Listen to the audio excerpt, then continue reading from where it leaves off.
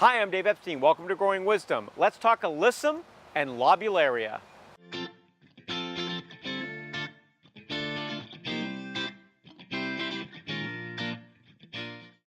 Two plants which kind of look the same. I've got three different plants here in my hand and they all sort of look like they're growing the same, but they're different.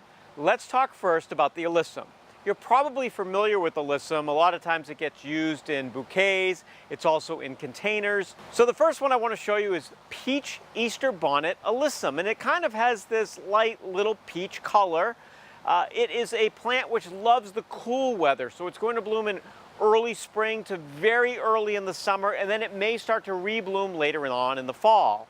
It's a nice plant to fill in a container or a window box, and they do have a little bit of a scent to them as well, which is quite pleasant. So the white variety of Lobularia is called Silver Stream, and the more lavender is called Deep Lavender Stream. Each of those is the Lobularia. The difference between the Alyssum and the Lobularia, besides the color, is that the Lobularia will last much longer. So if you put Lobularia in a container in the spring, you could replace, say, the pansies, which are a companion plant, with it and put in another summer-loving plant.